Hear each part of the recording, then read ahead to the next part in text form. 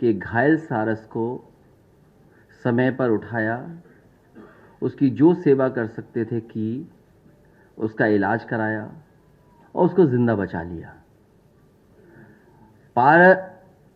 उस दौरान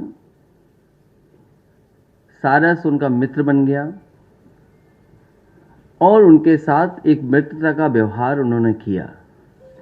ये बात जब मैंने सोशल मीडिया पर देखी, अखबारों में पढ़ा और मेरी पार्टी के संगठन के लोगों ने जब बात रखी, तो मेरी इच्छा हुई कि जाकर के मैं आरिफ और सारस से मिलूं जाकर के। मैं जब वहां गया हूं, बीजेपी के बड़े बड़े नेताओं को पता नहीं कहां से घबराहट आ गई। आरिफ तो वोट दे सकता है मुझे, सारस तो नहीं देगा वोट मुझे। आरिफ से दुश्मनी हो सकती है आपकी, और मैं ये कहूं कि आरिफ से क्यों दुश्मनी है आपकी? वो तो 1 साल से सेवा कर रहा था। आखिरकार झगड़ा तो हमसे है ना, समाजवादियों से आपका। मैं सारस से मिलने क्यों चला गया? मैंने सारस के साथ तस्वीर अपनी क्यों खिंचवा ली? और अगर मुख्यमंत्री जी की तस्वीर किसी जानवर के साथ, किसी के अपने प्रिय के साथ इतनी लोकप्रिय नहीं होती है, तो उसकी तकलीफ उन्हें क्यों है इस बात की? उन्हें परेशानी क्यों है इस बात की? भाई, वो आप अपने भी प्रिय को कभी बिस्किट खिलाते हैं, हम बहुत सारे लोगों को जानते हैं वो दाना खिलाते हैं, और वो तस्वीरें हमने आपने समय समय पर देखी हैं कि जो अपने प्रिय को, चाहे वो जानवर हो, चाहे वो चिड़िया हो, हम दाना और बिस्किट खिलाते हैं। जब मैं कल लौट रहा था नोएडा से, तो लोगों ने कहा कि यहां 1 बोरा दाना कबूतर को खिलाया जाता है। मैं जिस घर में रहता हूं, पंडारा में, मेरी छत पर मोर नाचता है, और अगर आप कहो तो मैं उसका वीडियो, उसकी तस्वीर दिखा सकता हूं।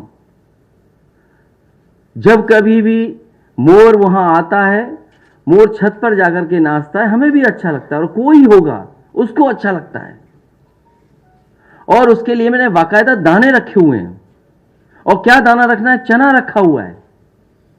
आपको याद होगा, मुख्यमंत्री आवास में, समाजवादी सरकार में एक मोर आ गया था, और मैंने उस समय अधिकारियों से कहा कि मोर आ तो गया, अब जा नहीं पाएगा। मैंने उसको इतना अच्छा खाना खिलाया, इतना अच्छा दाना दिया कि मोर वही मुख्यमंत्री आवास में रहता था।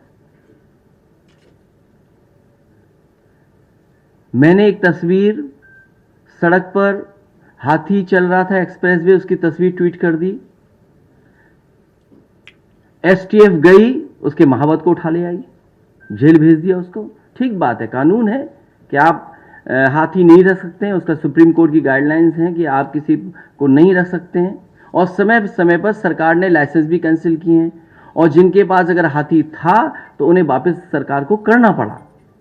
मैं ये जानना चाहता हूं कि अगर आप जान बचाने वाले इंसान को आप धारा लगा करके डराना चाहते हो, आरिफ को आप डराना चाहते हो, यही वन विभाग के अधिकारी उस समय कहां थे जब जो 2019 में एक महावत की हाथी ने हत्या की? महावत की हत्या हुई हाथी से, क्योंकि मुख्यमंत्री जी का वो पड़ोसी था, उनकी स्वजाति का था, इसलिए वन विभाग सो गया। वन विभाग ने कोई कार्रवाई नहीं की। उसके बाद अभी 2023 में उसी हाथी ने 3 लोगों की जान ले ली। सरकार पैसा दे रही है, सोचिए आप, क्योंकि मुख्यमंत्री जी का स्वजाति है, वो मुख्यमंत्री का पड़ोसी है, वो हाथी से जान ले रहा है, तो आप उसको सरकार से 5 लाख की मदद कर रहे हैं आप। मैं जानना चाहता हूं विभाग के लोग कहां हैं, और दबी जुबान में ये विभाग के लोग हमें भी समझाने की कोशिश करते हैं। मैं उनसे जानना चाहता हूं, line safari, animal safari Etawah में बनी थी, 50 डियर और एंटीलोप्स एक लेपर्ड खा गया। मैंने उस समय के प्रमुख सचिव, डिप्टी सीएम, मंत्री से कहा, तब जाकर के लेपर्ड पकड़ा गया। बताओ किसकी जिम्मेदारी थी? अगर 50 डियर वहां खा गए एंटीलोप, आपने क्या कार्रवाई की? और फिर अगर आप इस तरह कार्रवाई करेंगे कि क्योंकि वो हम देख करके आ गए सारस, तो याद रखना आप भी अपने घर में कोई पालतू नहीं रख सकते। उस समय आएगा, समय बदलेगा, तो आप चीजों को नहीं पाल पाओगे।